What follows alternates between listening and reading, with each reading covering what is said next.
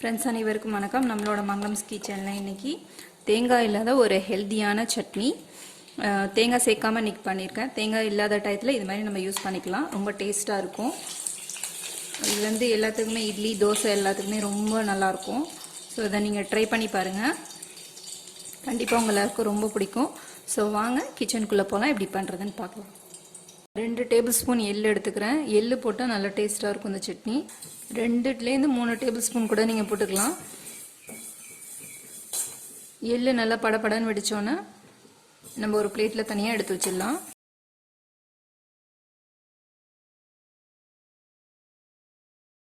ஒரு table spoon எண்ணெய் ஊற்றிக்கோங்க.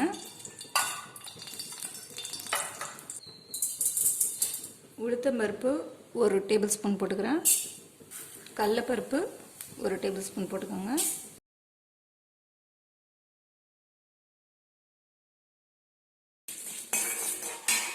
இது கூட இப்போ வந்து கடலைப்பருப்பு உளுத்தம்பருப்பு சவரும் போது மிளகாய் போட்டுக்கலாம்.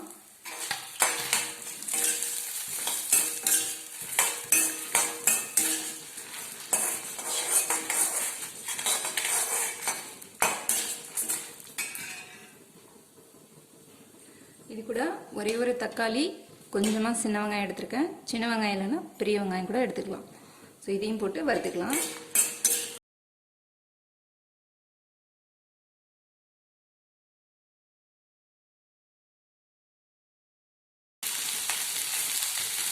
இது கூட கொஞ்சமாக புளியும் சேர்த்துக்கோங்க.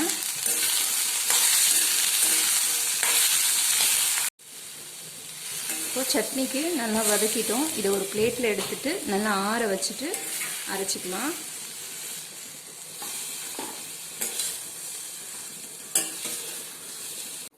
இப்போ சட்னிக்கு நம்ம வதக்கி வச்சிருக்கிற வெங்காயம், தக்காளி, மிளகாய், பொரிச்சு வச்சிருக்க எள்ளு, இது எல்லாத்தையும் ஒன்றா சேர்த்து அரைச்சிக்கலாம்.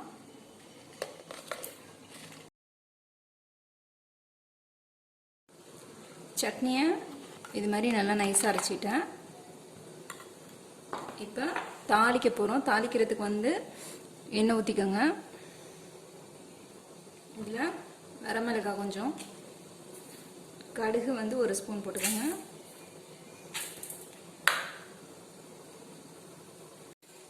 நம்மளோட மங்களம்ஸ் கிச்சனில் ஒரு ஹெல்த்தியான ஒரு சட்னி ரெடி ஆகிட்டு, ட்ரை பண்ணி பார்த்துட்டு உங்களோட கமெண்ட்ஸை சொல்லுங்கள்.